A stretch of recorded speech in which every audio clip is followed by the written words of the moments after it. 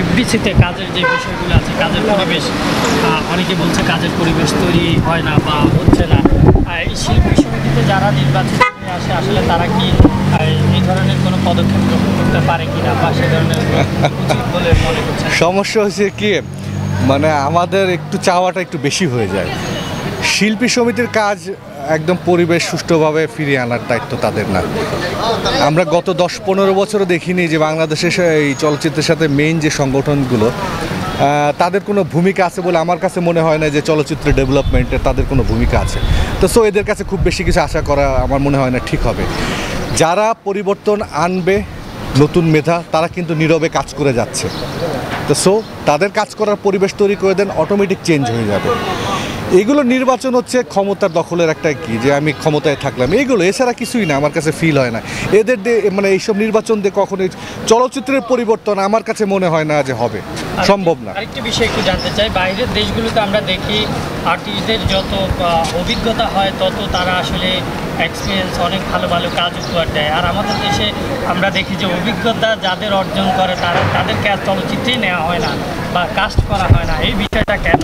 এটাই তো বাংলাদেশ, এই জন্য তো বাংলাদেশ পৃথিবীর থেকে অন্যরকম একটা বলতে পারেন যে এটাই আমাদের দেশের নিয়ম, এটাই সিস্টেম আমাদের।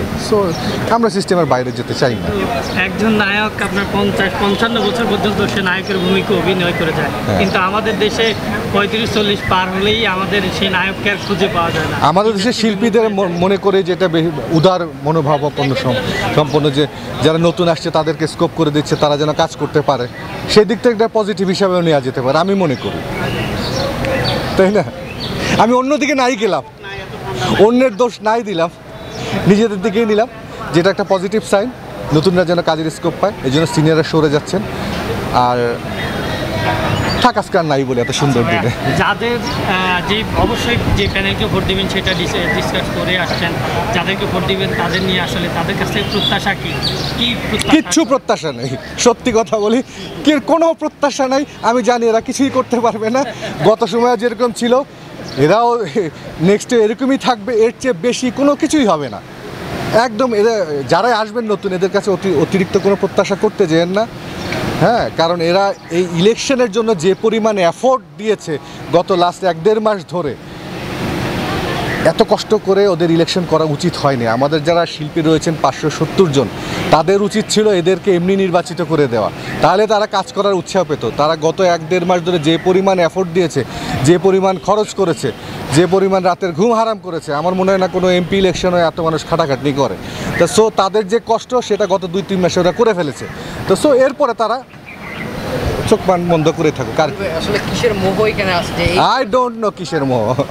হয়তো বা কোনো পদের মোহ থাকতে পারে, বা ভালোবাসার মোহ, অনেকে আছে সেবা করার মোহ, এ ধরনের থাকতে পারে। মানুষের অনেক সময় থাকে না যে মানুষকে সেবা করতে চায়, এটাও কিন্তু এক ধরনের, প্রত্যেকটা মানুষই চায় যে অন্য মানুষকে সেবা করা। সেই সেবা করার মোহে হয়তো তারা অনেকে নির্বাচন করেন। ভালো তো আপনি বলছিলেন যে নির্বাচন করে আসলে কোনো কিছু হবে না, এমন কোনো আপনার সিদ্ধান্ত বা কোনো পরামর্শ দিয়েছেন কিনা এই নির্বাচন বাদ দিয়ে বা এই সব নির্বাচন হোক না?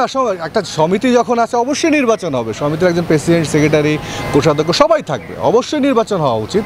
এবং নির্বাচনটা বাংলাদেশের একটা কালচারের একটা পার্ট। এখানে সবাই আসবে, সবাই আনন্দ করবে, সবাই মজা করবে, এটা হোক, এটা নিয়ে কোনো দ্বিমত নেই আমাদের। হ্যাঁ, কিন্তু উন্নয়নের জায়গাটা অন্য জায়গা। এটা একটা পরিকল্পনার ব্যাপার, যেখানে মেধাবান লোকরা থাকবে, মেধাশীল লোকরা থাকবে, যারা পরিকল্পনা করবে কীভাবে ফিল্মকে ডেভেলপ করা যায়। হ্যাঁ, ওইটা আলাদা সেক্টর, ফিল্ম ডেভেলপ হচ্ছে আলাদা সেক্টর, ওটার সাথে এটার কোনো সম্পর্ক নেই আমি মনে করি। অনেকেই বলে থাকে নির্বাচিত হওয়ার পর পিকনিক করে আসলে 2 বছর কাটিয়ে দেয়, এটা আসলে আপনাদের জন্য কতটা ভালো দিক? নিশ্চয়ই। এছাড়া তেমন কোনো তো কাজও দেখি না আসলে। পিকনিক করা, কিছু জাতীয় ফেস্টিভ্যালগুলোতে হয়তো ফুলের মালা দেওয়া। আগে তো দেখা গেল শহীদ মিনার হয়তো অনেক দূরে ছিল, সব যেহেতু এখন শহীদ মিনারও ভিতরে নিয়ে এসছে, অতএব বাইরে যাওয়াই লাগে না, সব ভিতরেই আছে। তো এছাড়া তো খুব একটা তেমন কাজ দেখিও না। হোক না সংগঠন। শেষ প্রশ্ন, আপনি একসময় পর্দায় কাঁপিয়েছেন, এখন আসলে পর্দায় আপনাকে দেখা যায় না, আসলে কোনো মান অভিমান থেকে? না, আমি একটু আগে বললাম না যে আমাদের দেশের সিনিয়র শিল্পীরা খুবই ভালো। তারা হচ্ছে কি, যারা আপকামিং নতুন আসছে তাদেরকে জায়গা ছেড়ে দিচ্ছে যেন নতুনরা কাজ করতে পারে। এরা কাজ করেছে তো 20-25 বছর একজন কাজ, আর কত করবে? নতুনদের কাজ করতে দেওয়া উচিত। জায়গা তো ছেড়ে দিচ্ছেন আপনারা, কিন্তু ওই জায়গাটাকে নিতে পারছে তারা। একদিন না একদিন অবশ্যই পারবে, দিতে পারবে না কেন? না পারার কোনো কারণ, পারবে পারবে। ওকে ওকে ভাইয়া